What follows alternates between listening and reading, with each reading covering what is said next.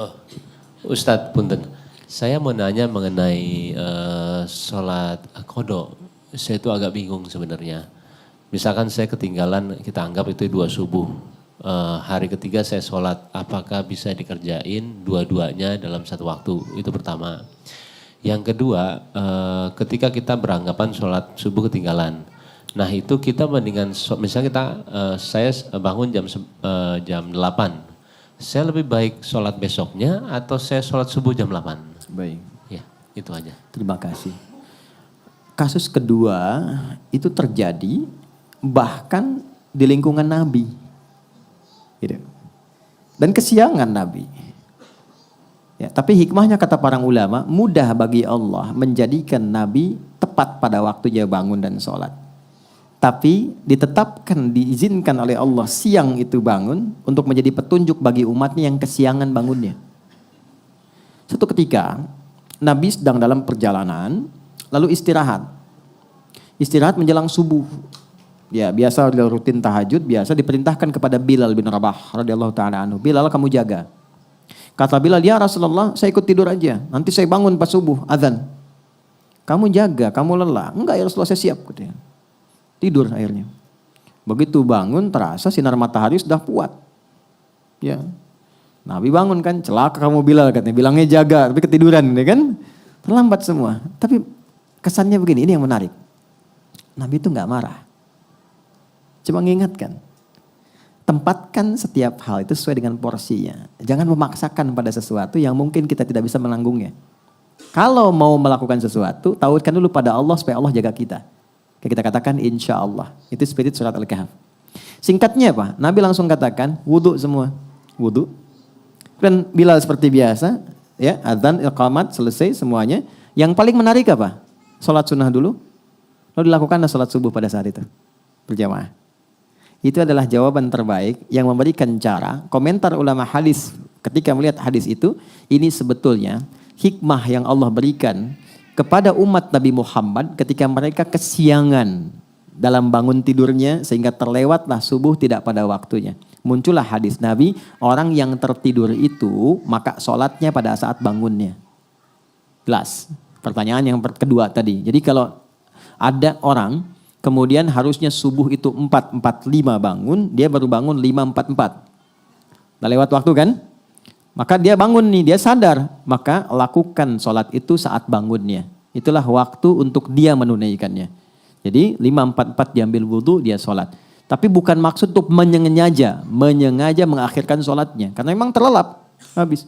Ini kasus masuk biasa. Saya di Tripoli, ada teman saya nggak bangun sehari semalam. Sehari semalam karena lelahnya. Didorong, digoyang, nggak bangun-bangun. Kita mau jatuhkan dari atas kan nggak mungkin. Ini di level di flat di atas. Dia diam sampai bangun. Begitu bangun dia sholat, mengkodok semua sholatnya. Dia lakukan pada saat itu. Itu hadisnya ada. Jelas ya? Jadi bagian pertanyaan kedua dulu. Jadi kalau tertidur, bangun. Sudah lewat waktu, maka dilakukan itu bukan besoknya. Saat bangunnya, di situ dia lakukan sholatnya. Sekalipun dia bangun di waktu zuhur misalnya. Maka dia sholat subuh dulu untuk mengganti yang sebelumnya, baru masuk ke zuhur. Jelas? Oke. Pertanyaan balik ke yang pertama. Bagaimana kemudian kalau ada rasa kesadaran mendalam? Setelah kemudian terikat dengan situasi dunia, ada getaran kepada jiwa untuk kembali memperbaiki. Pertama syukuri dulu. Syukuri, karena itu mahal. Apa yang harus kita syukuri? Pembuktian keadilan Allah yang selalu memberi kesempatan pada setiap hamba dengan hidayah sampai nyawanya tiba di ujung kerongkongannya. Jadi nggak ada satupun hamba yang hidup yang nggak dapat hidayah itu nggak ada. Yang ada itu yang sudah diberi dia nggak ngambil. Anda tahu Firaun kan? Itu seburuk apa dilukiskan di Quran. Tapi tetap dengan kejamnya itu tetap diberikan 2 nabi supaya sampai hidayah kepadanya. Cuman Firaunnya nggak ngambil. Nah, siapa yang mengundang Anda untuk hadir di sini?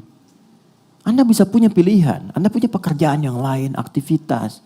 Bisa mungkin lakukan ini dan itu. Tapi siapa yang bisa menggerakkan hati Anda? Mas Bae mungkin telepon, Mbak Paula mungkin ngabarkan. Tapi kalau hati Anda tidak pas untuk di situ, nggak mungkin Anda datang. Kalau bukan Allah tanamkan itu, nggak mungkin kita ada di sini. Itu gambarannya. Anda pengen pulang lewat jalan, kok bisa lewatnya itu di depan masjid. Saat orang-orang ke masjid, mudah bagi Anda mengambil jalan lain. Yang paling ekstrim Anda buka YouTube, kok yang keluar ceramah? Padahal saya pengen nonton A dan B, kok bisa itu yang keluar? Itu yang dimaksud Quran surah ke-29 di ayat yang terakhir, ayat 69. Walladzina jahadu fina lanahdiyannahum subulana. Orang-orang yang ketika mendapat percikan hidayah dalam dirinya dan dia ambil itu, Allah akan bimbing dia ke jalan berikutnya yang lebih cepat. Dan bukan sekedar dibimbing, ini saya penting terangkan ini dulu. Itu cinta Allah diturunkan. Jadi Allah itu paling cinta. Kalau ada hamba salah yang sadar dari kesalahannya, lantas dia meniti jalan kesolehan untuk bisa menutup salahnya. Itu langsung turun ayat Quran surah kedua ayat 222. Innallaha yuhibbut tawwabin. Allah sangat cinta jika ada hamba yang belajar dari salah untuk menjadi soleh. Disinilah muncul kalimat bijak dari ulama. Allah lebih mencintai orang salah, ya, pelaku maksiat yang gemar bertobat dibandingkan orang soleh yang tidak pernah merasa salah. Nah, maka di titik itu penting kita menata. Apa nih salahnya? Tadi sholat. Oke, kita merasa sholat banyak tertinggal. Sekarang pengen kembali, pengen ditutup. Bagaimana caranya? Ulama ngasih solusi. Maka dikiaskan, dianalogikan dengan orang tidur tadi. Tapi udah panjang, walaupun bukan Ashabul Kahfi. Maka bagaimana caranya? Dekatkan pada waktu-waktunya. Ini rumusnya, nomor telepon menuju kepada Allah 24434. Subuh, duhur, asar, maghrib, isya. Oke? Saya nggak tahu udah terlewat berapa lama dulu. Sulit menghitungnya. Gampangnya gini, subuh begitu sudah dikerjakan, niatkan qadha, berikutnya sholat lagi, niatkan untuk yang sebelumnya. Jelas? Dekatkan dengan waktunya. Itu untuk pertanyaan yang pertama tadi. Sholat dulu sesuai dengan waktu 2 rakaat.